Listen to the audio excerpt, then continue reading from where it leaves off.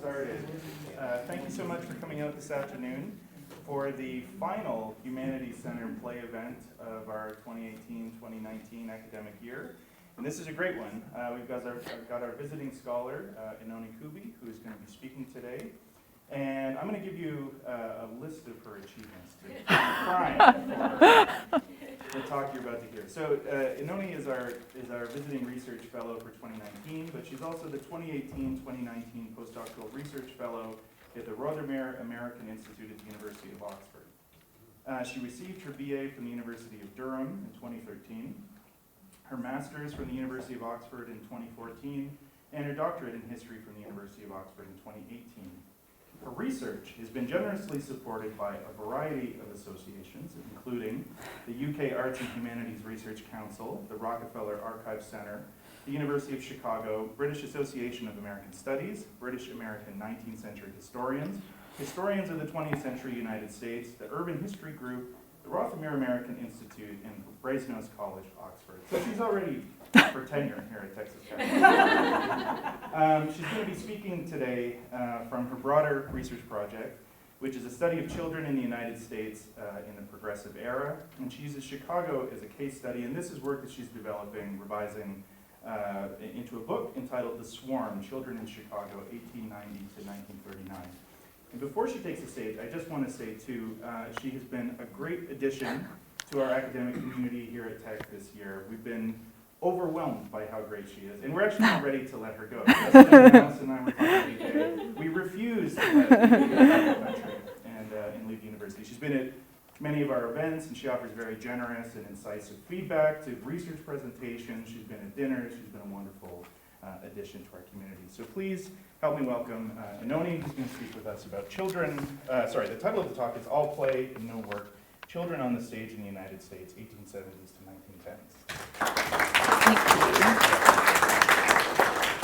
1910s. Before I begin, I would like also to make a few thank yous. I can't thank everyone who has welcomed me and made sure I've been settling in and checked up on me individually, but I would really like to thank Alison and Mike and Justin at the Humanities Center. You've just all been so welcoming, and Justin, thanks so much for getting me tickets to the basketball match. Who knew that the team was so great? And also thank you so much to the board of the Humanities Center for inviting me. Spending 4 months just on research has been a real treat and has enabled me to start a new project. So this is actually not from my doctoral work on children in Chicago. This is a new project on children and the market economy. So, in 1909, Frances Golden Fuller turned 9 years old. She was an actress booked to play for a second season in The Traveling Salesman, a play at the Gaiety Theatre in New York, along with her 7-year-old brother, Morin, or Martin. Both Frances and Martin required permits to act from the mayor of New York. According to state law, children under 7 years of age could not appear on stage, and children between the ages of 7 and 16 faced a variety of restrictions, including the complete prohibition of professional singing or dancing. In 1909, the mayor almost always followed the advice of the New York Society for the Prevention of Cruelty to Children. The society, colloquially called the Geary Society, after its co-founder and long-term president Elbridge T. Geary, was charged with investigating conditions and ensuring the enforcement of laws concerning children in the state, including those concerning stage children. Frances and Martin resented the Geary Society. They felt the society could arbitrarily strip them of permits at any time, even taking the children from the custody of their parents if the society deemed it necessary. Martin was particularly upset. The previous year he had been booked for a part in New York, but the Geary Society had intervened, arguing that at age 6, Martin could not be allowed to act. The children decided to organize. The Fullers called a meeting of stage children at the Gaiety Theatre. 128 children gathered and decried the interfering nuisance that was the Geary Society. Together, the children formed a new organization, the Society of Stage Children, with the aim of reforming the licensing system and taking it from the control of the Geary Society. The children elected Frances as the secretary, a role she took very seriously. She led a delegation of children ranging from 7 to 12 to Albany to petition for a change to the law. In an interview with the New York American in February 1909, Frances told the reporter just what she intended to say in Albany. I'll tell the governor, just as I told the children, that being on the stage isn't work, it's play. I'm never tired. Why, it's exactly like playing. Martin thinks so, and my mama, who has been on stage since she was 3, thinks so. We love it. Why, when our lessons are over, my little brother and I are always playing. We act and act, generally before a mirror. It isn't work, it's play. The Fullers and their organisation were by no means the first to question regulation of child performers. The debate occurred again and again across the country between the 1870s and the 1910s. Although never a particularly significant form of child labour in terms of numbers of children involved, child stage labour reform proved highly controversial. So what I want to explore today is the language of these debates. In particular, I want to think about the theme that Frances is laying out here. Was the performance of children on the stage work or play? Today I'll try and show why and how this distinction came to frame a great deal of discussion surrounding child stage labour in the late 19th and early 20th century. And I'm going to argue that the debates on child stage labour reveal how a binary distinction between work and play came to shape children's position in the market economy. I'll begin by exploring how the debate over child stage labour developed, with the gradual emergence of play as an important theme. Then I'll explore more in depth why play took on such an important role. And finally, I briefly want to discuss some of the long-term consequences and make a case for why this research is relevant now with the rise of child stars on the internet. But first, back to children like the Fullers. The Fullers were 2 of a long history of child performers in the United States. Children had always performed in circuses, on stage, and in the streets. Child labour of all kinds was common in the 19th century, with children often expected to contribute to the family economy. Across the country, children worked in mills and factories, on streets and at home, and as acrobats, singers, dancers, and actors with almost no regulation. One of the few places child performance was regulated was New York. The first act to regulating child performance passed the state legislature in 1876. The act to prevent and punish wrongs to children, as it was called, made it a misdemeanor for anyone with custody of a child to allow that child to sing, play musical instruments, dance, beg, or perform acrobatics, or be employed in any business injurious to the health or dangerous to the life or limb of such child. Acting would also soon come under the remit. The legislature granted the newly formed Geary Society the ability to enforce the new laws and grant permits, with the police and courts put at their disposal. The bill passed easily, and initially regulation proved popular among New York's middle classes, even those involved in the theatre business. As historian Sean O'Vey has argued, this was probably because they never expected the act to apply to children in the so-called legitimate theatre.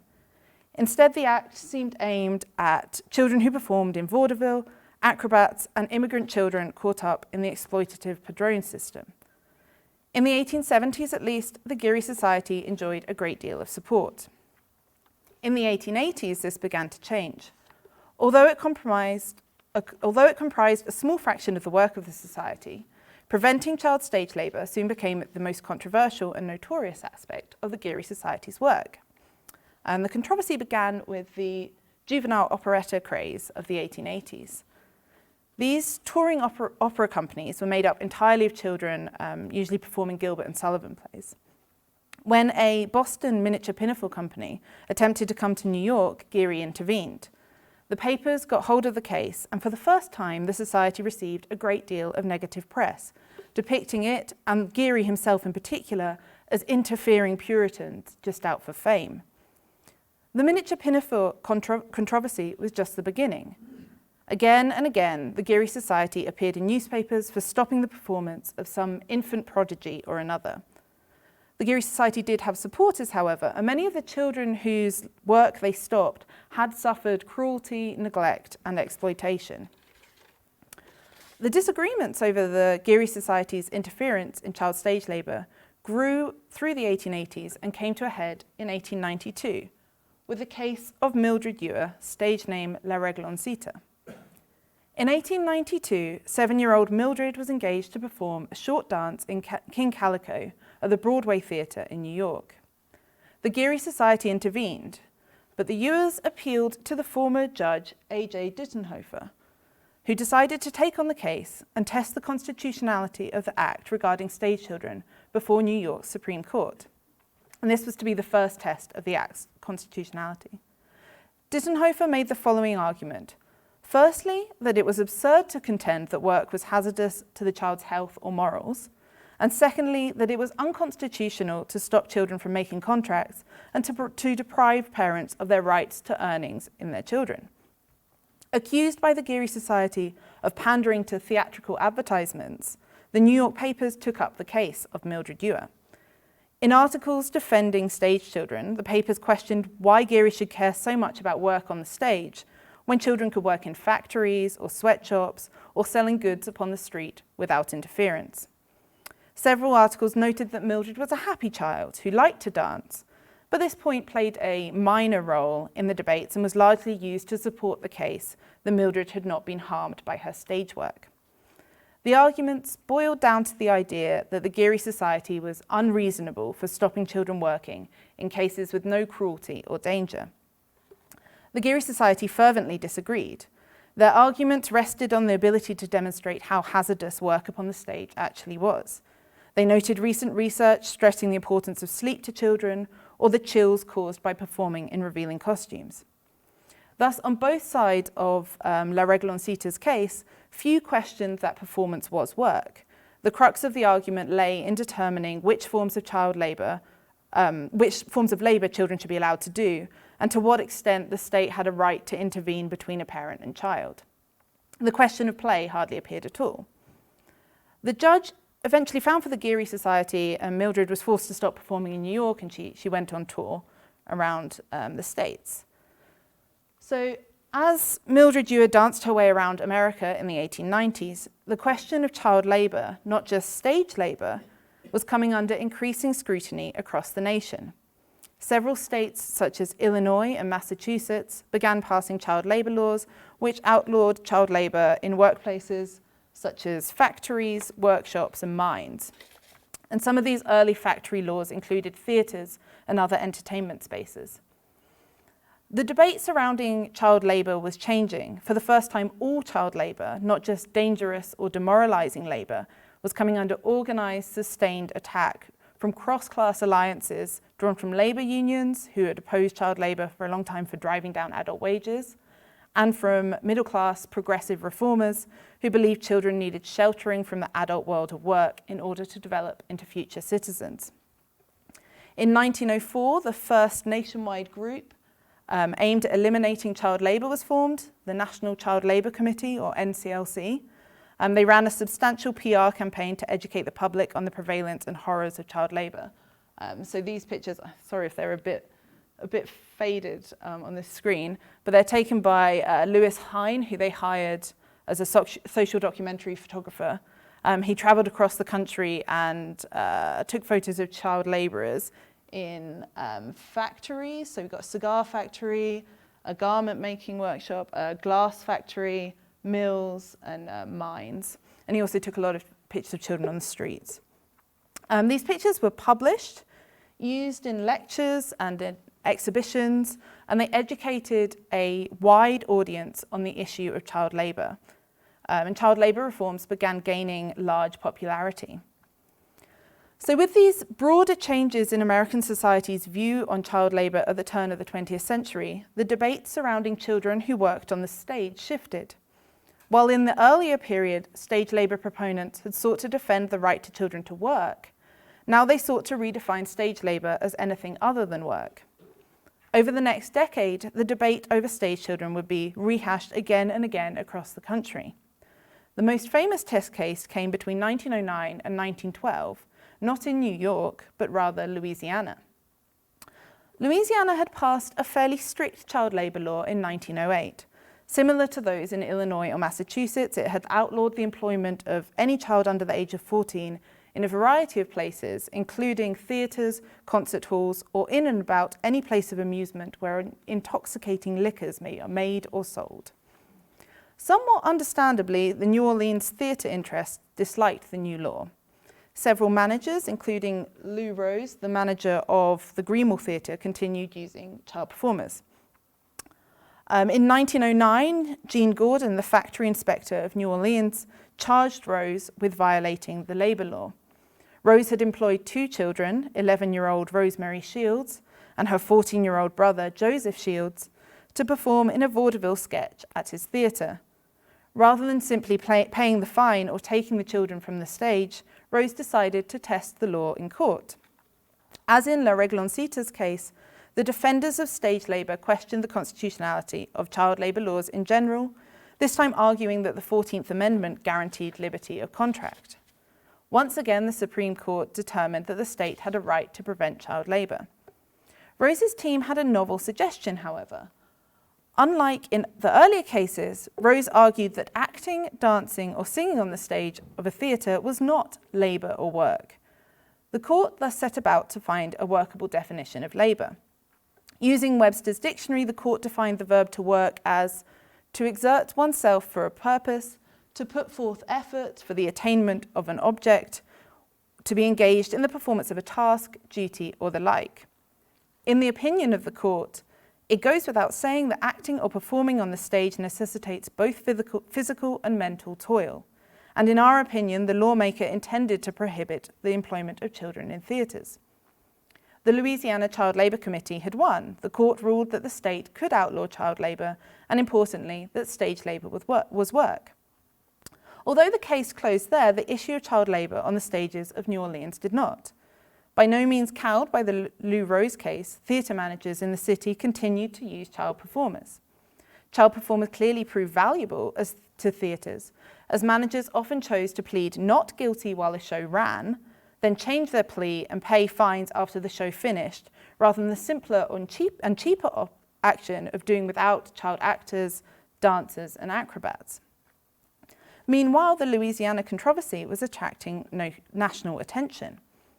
While the anti-child labour reformers had been organising in the early 1900s, so too had the proponents of child stage labour. In 1910, a group of actors and theatrical managers organised to form the National Alliance for the Protection of Stage Children. The organisation aimed to oppose restrictions on child actors and was led by the playwright, comic actor, and former child actor Francis Wilson. As well as arguing that stage labour provided vital training for child geniuses, Wilson was an avid proponent of the idea that stagecraft was not work. Children, Wilson argued, enjoyed acting and make-believe. The employment of children on the stage is a delight not merely to the audience, but to the children themselves, who enter into it with the zest and enthusiasm as if playing at home. The idea that acting was play became so prevalent that the National Child Labour Committee tackled it directly in their publication, Child Labour on the Stage. The author, Everett W. Lord, urged readers to think of the child actor as a worker. Lord suggested that the theatre was the same as any other workplace, that any argument for the employment of children in theatres was equally applicable to the employment of children in any business. And the response of the Alliance was particularly telling. Numbering its arguments, the Alliance asserted that 1, the child of the theatre loves its work, and it put work in quotation marks. The child of the factory and the shop hates his. 2, the child of the stage plays for minutes. The child of the mill slaves for hours. 3, the play of the stage child is educational, emotional, intellectual, and along the lines recommended by a doctor. The work of the sweatshop factory child is manual and oftentimes mind and soul deadening. And 4, the pay of the child genius at the stage is princely. The pay of the workshop child is beggarly. So as you can see, play, or at least this idea that child labour is not work, had come to dominate the argument for child stage labour. And the Alliance quickly gained national prominence. Their first big test came in 1912, when the question of child actors in Louisiana again came before the legislature. A new bill proposed to specifically exempt stage children from the old child labour prohibition. Wilson travelled to New Orleans to present the case for children on the stage. Addressing the senators, Wilson used the example of England, where child labour regulations did, quote, not apply to children upon the stage for the reason that artistic endeavour on the stage is not there regarded as work.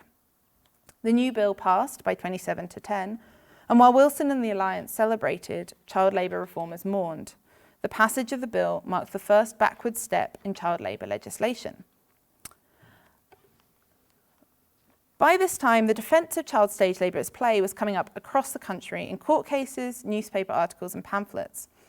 As this occurred, the teeth were taken out of many existing stage labour regulations.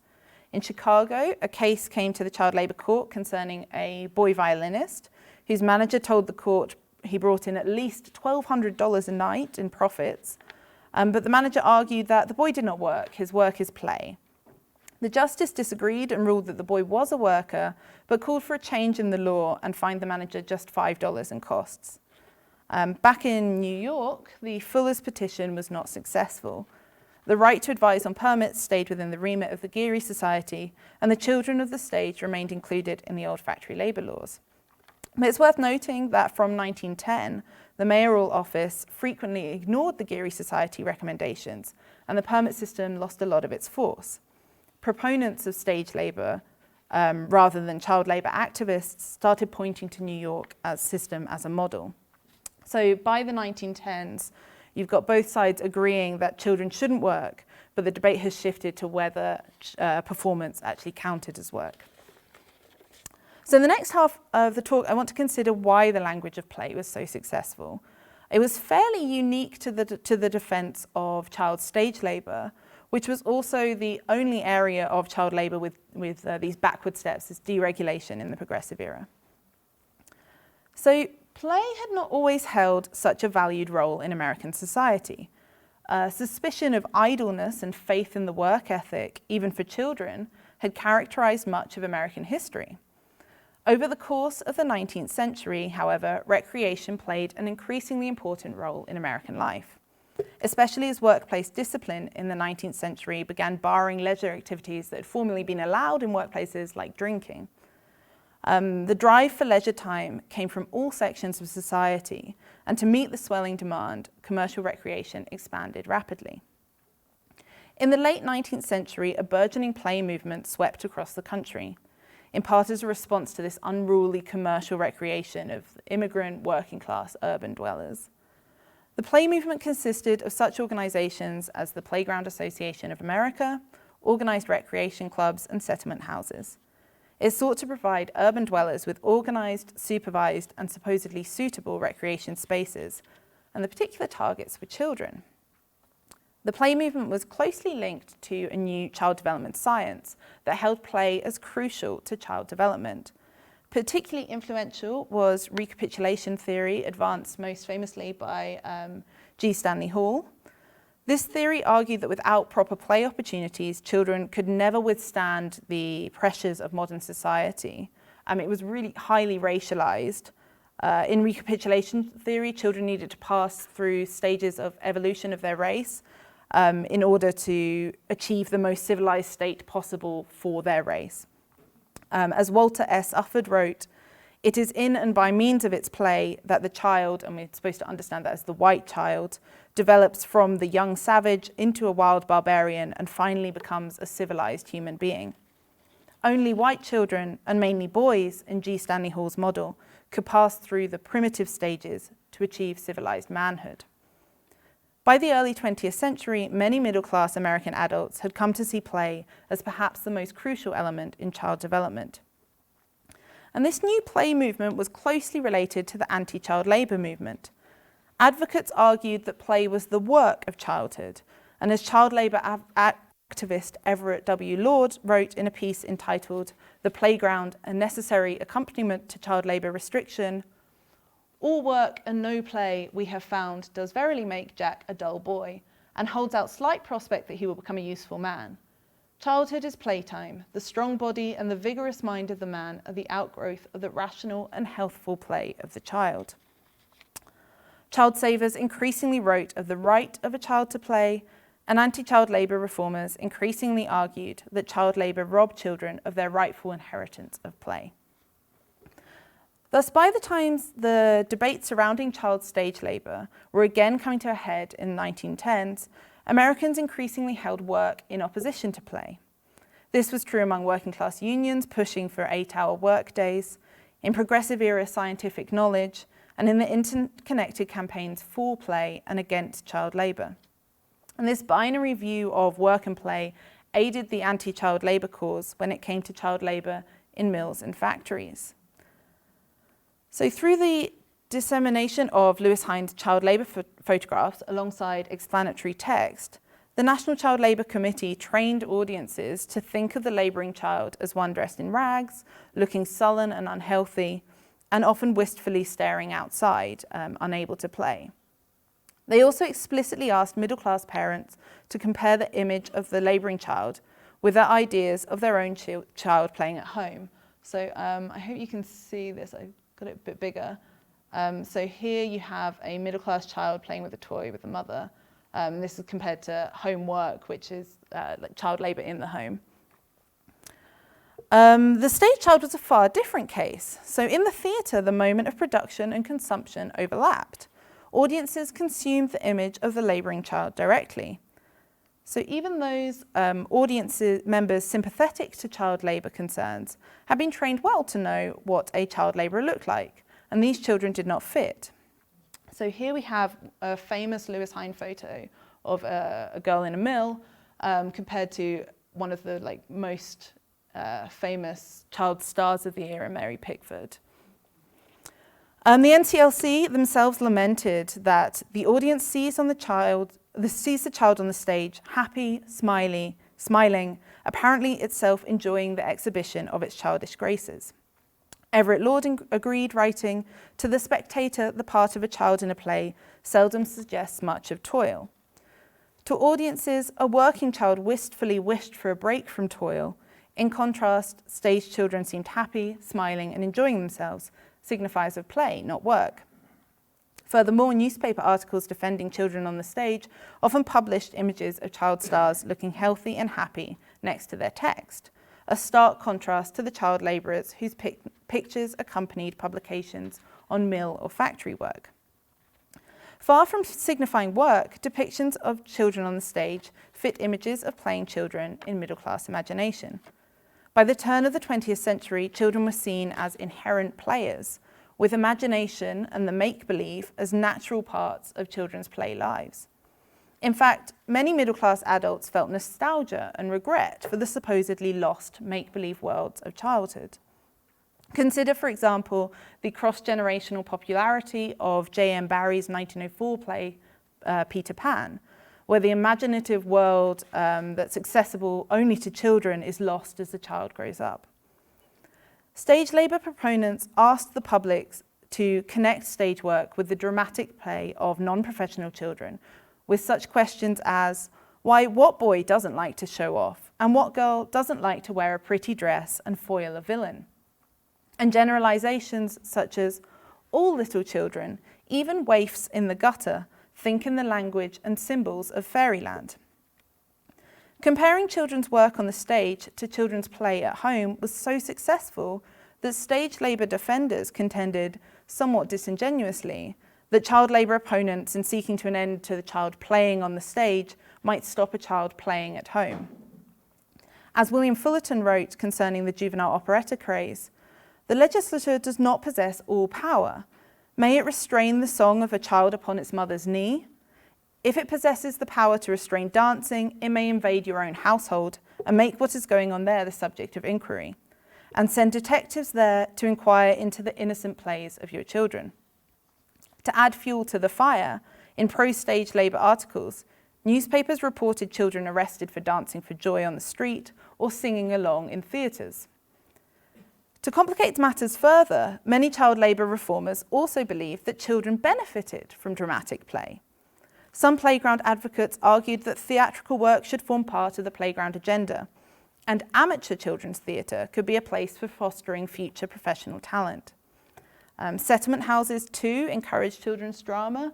Most famously, Jane Addams' Hull House created a theatre where immigrant children of the neighbourhood could perform. And this was a fact that stage labour proponents held up as a proof of hypocrisy. When settlement house workers argued that dramatic play was beneficial to children's development in stimulating their imagination, stage labour proponents argue the same about the child on the professional stage.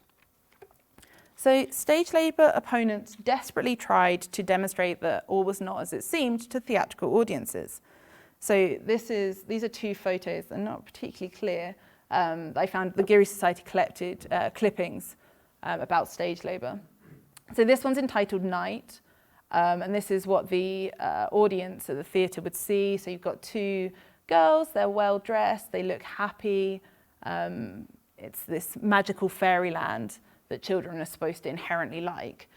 But then this one's entitled Morning, and these are the same two girls the following day. One's scrubbing the floor, one's holding a sort of weak and sickly looking child. It's you can't really tell, but it's snowing outside, so they're fairly poorly dressed.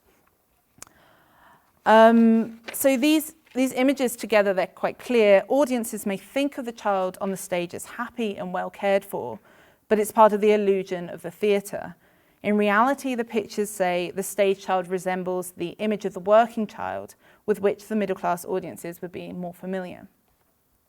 Reformers also highlighted the long hours of rehearsals and late nights, the months on the road, and the moral pitfalls of stage children's environments. And sometimes they had a point, such as when they attempted to stop, when the Geary Society attempted to stop Buster Keaton's act in 1905, on the premise that Buster performed acrobatics, but only had a permit for speaking. Defenders of the performance wrote that Keaton's father simply playfully tosses him about, but in this play, Keaton's father often injured him, frequently knocking him unconscious. Keaton was billed as the little boy who can't be damaged. Like many child actors, Keaton gave varying accounts of his work as an adult, occasionally calling it fun, and other times describing the beatings his father would give him if he so much as cracked a smile. Other children were much more straightforward, insisting, like Francis Golden Fuller, that they enjoyed their playful work. Newspapers reported many cases of child actors who cried when not permitted to perform. Other child actors did not consider their work play at all. So Mary Pickford, who we saw before, she told an interviewer that she felt she didn't have any childhood, not any. Work had robbed her of play and hence childhood. Most famously, Shirley Temple, her mother in her studio insisted that, quote, work is actually play to Shirley. Shirley herself disagreed. As an adult, Shirley would point out the irony of being forced to stop playing in order to pose for photographs of her supposedly at play. Shirley insisted that after starting her career aged 3, that she worked for the rest of her childhood. But contrary to the arguments of both child labour proponents and opponents, some enjoyed stage work because it was work, not simply play. So Clara Morris, an early child performer, and her friend Blanche wanted to dance in the ballet because they enjoyed it, but especially for the money they earned. As Blanche liked to remark, everything's make-believe except salary day. While Clara reminisced performing was always play to her, she was particularly content with her lot because of the self-respect that comes to everyone who is a breadwinner. For performers like Clara, work and play overlapped and coincided. Now, although both sides of the debate used children's opinions about performing to bolster their own claims, adults frequently attempted to discount children's views of their work. When stage labour defenders wrote of children who cried when the Geary Society did not permit them to perform, the Society responded by arguing that, of course they cry when not permitted to perform. Children proverbially cry when deprived of that of which is hurtful to them. Courts as well discounted children's voices. For example, when one lawyer tried to explain to a New York court that a little child performer enjoyed her work a great deal, the judge responded that her own opinion of her business and her lot is as irrelevant as her opinion of her ability in her roles. The law does not accept children as a judge of what is best or good for them for reasons which ought to be plain. So if children's enjoyment of an activity couldn't determine that performance was work or play, what could? This question continued to plague the debate over stage labour. When the Senate Committee on the District of Columbia discussed relaxing the stage labour law in DC in the early 1930s, Selma Borchardt, representing the American Federation of Teachers, asked with exasperation, is there not a fundamental difference between work and play? But even Borchardt, with her confidence that such a difference existed, struggled to determine what that difference was. Perhaps it was the conditions. She wrote, do parents have children play until 11 o'clock? Or rather, it was the companions. Do parents have children play continually with adults? Or alternatively, it was the motivation. She wrote, in work, a child must engage himself as others wish him to be engaged, often in very stereotyped ways, whereas in play, he engages himself as he essentially wishes to. Activity in both, intense activity perhaps, but surely a different motivation. The easiest way to distinguish work from play, at least from a legal perspective, was through wages. An employer paid a working child, a playing child received nothing. For many reformers, the very idea of exhibiting a child for money was a perversion and encouraged idleness among fathers. Although at the start of the period, poverty had been used to justify child stage labour, as it had with all forms of child labour, by the 1910s, this argument had fallen out of style. Instead, defenders of stage labour insisted that stage children and their parents saved money, so children had comfortable little fortunes when they came of age. In practice, many managers simply found ways around regulations which defined child labour as work for wages. So the most common way is simply to convert professional children into amateurs. It's particularly effective in variety stage, where supposedly amateur children would perform for monetary prizes in place of wages. And this is a picture of alleged amateurs. So children were also told, just don't say that you earned anything. So even in cases where children continue to be paid, defenders like the Alliance leader, Francis Wilson, insisted that theatre was art and not a trade. Interestingly, however, in just a couple of years, Wilson would be a founding and vocal member of Actors' Equity, an actors' union which allied itself with organised labour and organised the actors' strike of 1919. So this is Wilson during the strike. During the discussions over whether to affiliate with the American Federation of Labour, members of Equity would discuss the nature of acting as work and play. Blanche Bates, a famous leading lady, argued, "We are not labourers with calloused hands. What we have is something that cannot be capitalised." But others disagreed. Fred Niblo, who had spent much of his career in vaudeville, argued, "It is not art to travel in a vile-smelling day coach all day. It is not art to spend your life on the Yazoo and Mississippi Valley Railroad and to find that after you have been travelling all day, that you've not gone 52 miles. It's downright labour." Most Equity members agreed, and by July 1919, Equity voted by a large margin to affiliate with the American Federation of Labour. On August 7th, the actors went on strike. Francis Wilson was at the front of the picket line. So child actors may be playing, but adult actors worked and demanded their rights as workers. And as far as I can tell, in reading their papers, the leaders of the Alliance, including Francis Wilson, did not acknowledge this as a paradox. For them, this paradox didn't exist. The work-play distinction reinforced and was reinforced by the distinction between child and adult, player and worker. So after the 1910s, child labour on the stage continued. Defenders continued to portray children on the stage as anything but labourers. A 1923 investigation by the Juvenile Protective Association of Chicago of stage children in all states found two arguments that the so-called theatre interest used most frequently. One, that children's use in public performances is essential to their education, and two, that the stage is an art and not a business, and that stage children do not labour or work, and so are not to be classed as employees. And in some states, this definition of child performers as anything but workers was affecting the application of child labour laws. So the 1923 Chicago investigation found that in Texas, where the child labour law expressly prohibited minors under 15 from labour in or about any theatre or other place of amusement, this had never been interpreted to apply to children who worked on the stage, instead only affecting ushers, pin boys and messengers. So these are pin boys. The rise of motion pictures would reduce numbers of children on the stage, if only through outcompeting live performances. But children worked on screen as well. By 1921, over 1,500 children were employed annually in the Los Angeles motion picture industry.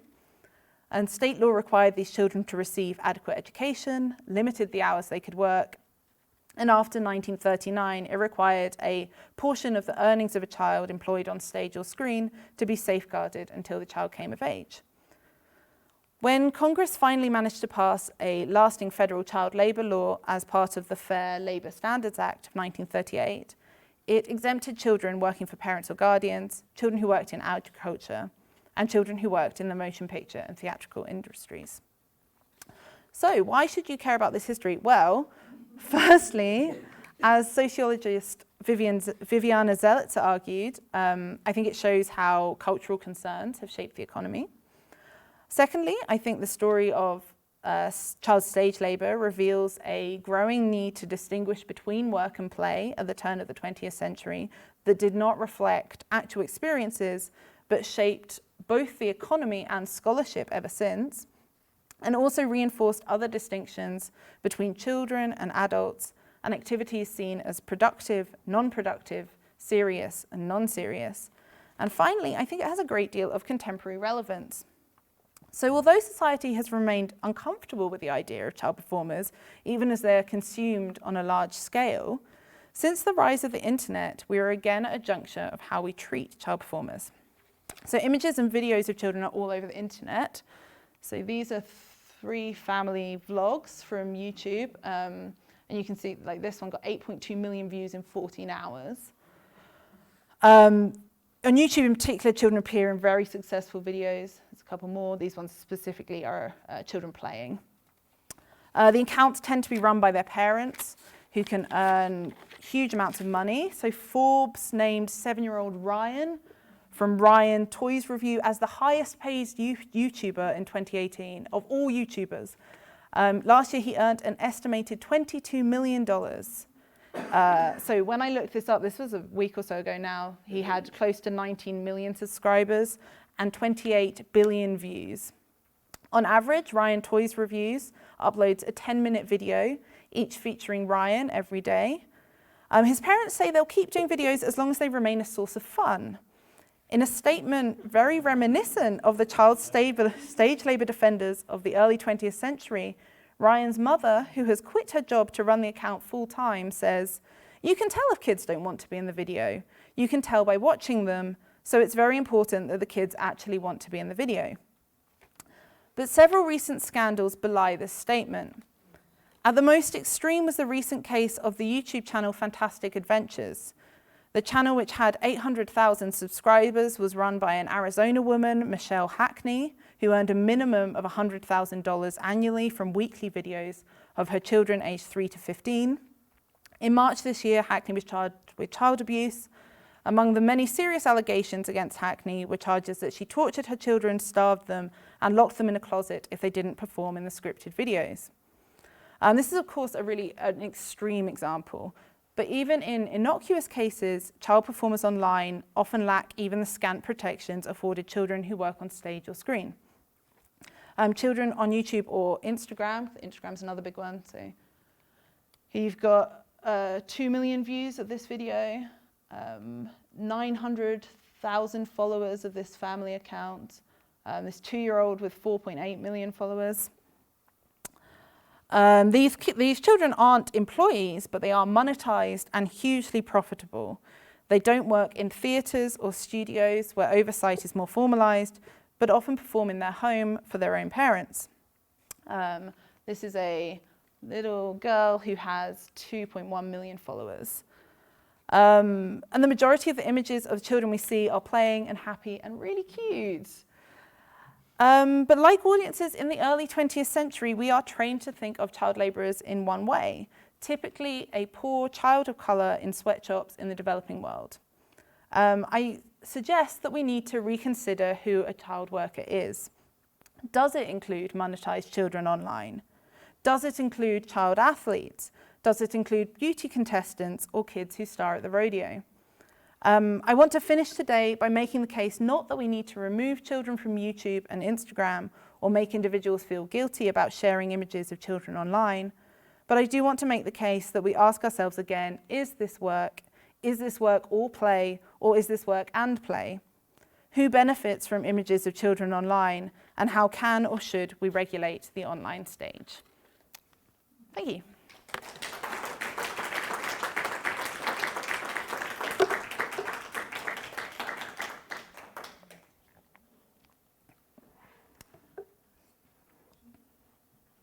Are we doing some questions? Yeah. I was just curious how long the laws took to take effect. So the last law, you said the sort of the comprehensive child labor laws. I was thinking of minstrel shows that would travel. Were these affected immediately by, like now there aren't any travel minstrel shows that I know of. Yeah. So what was the sort of timeline there in terms of those things being affected by these types of laws? So the laws really varied from state to state. So especially travelling shows, there was huge variation. Interestingly, I've looked at some of the tent show archives here, and they seem to comply pretty strongly with child labour laws. They would apply for permits and get them, but they also seem very concerned with keeping plays wholesome, so as to keep the good favour of people within their territory.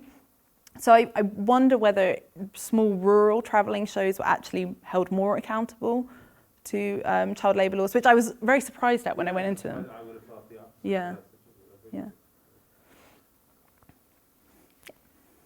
One way to think about this issue of play and work that occurs to me is that it's also an issue of consent, right? The idea that play is something you consent to and work is something that potentially a child is made to do, Yeah. or maybe the child consented Yeah. to the work.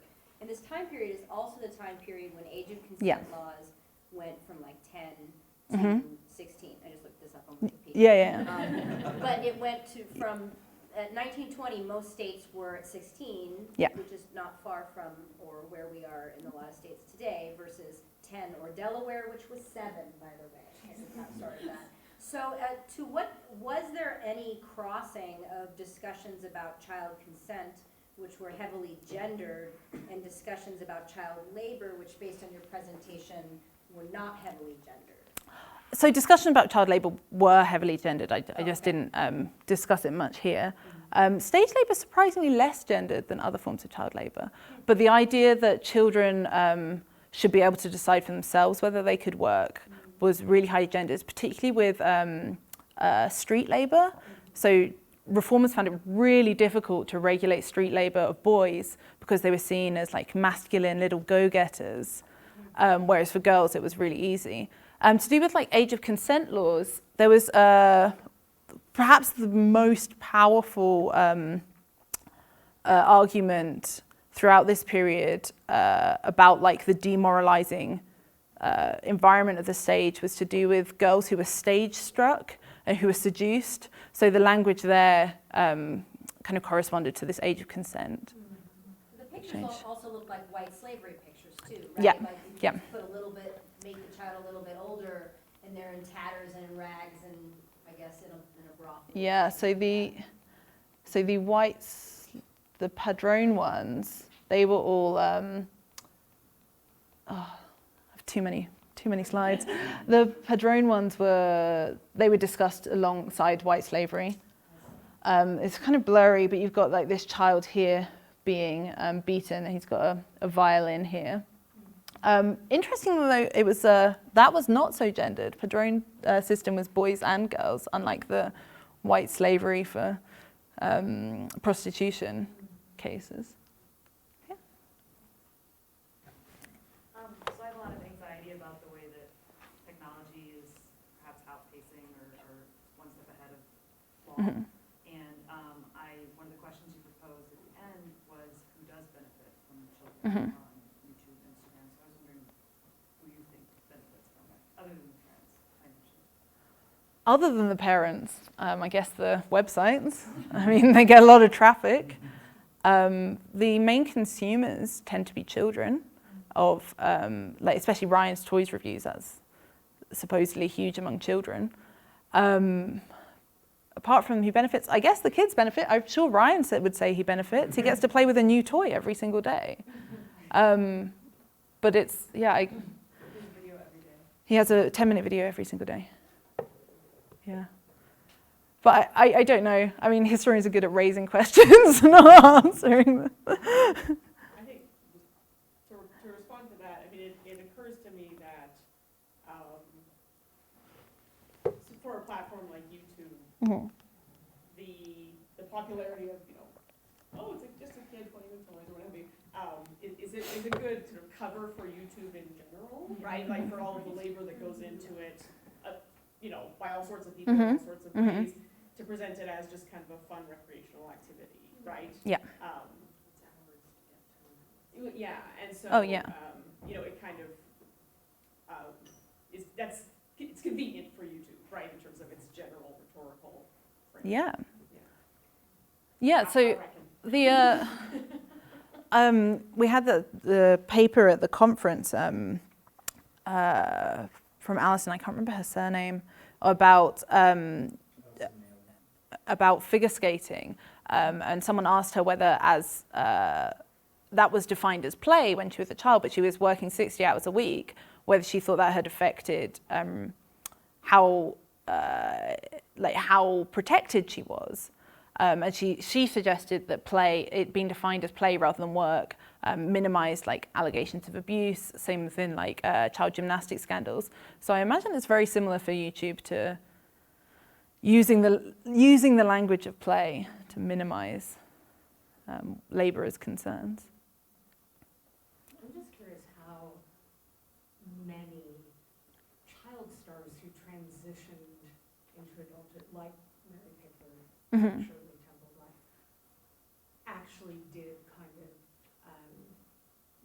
then say, actually, it was not play, this was intense work. I mean, I'm thinking of contemporary analogs like Jenny Lewis, who was like, none of that was fun. Yeah. I was forced to work and I lost everything. But how many of the children who actually did transition into adulthood and were still there to talk about it, said, oh no, it was still fun and it was all play. So of the memoirs that I've looked at so far, it seems to be a really big split. Most of them are more like the Buster Keaton line of, oh yeah, it was fun, but also it was horrible. So it's not really as clear-cut as Shirley, who's very strongly, this wasn't play.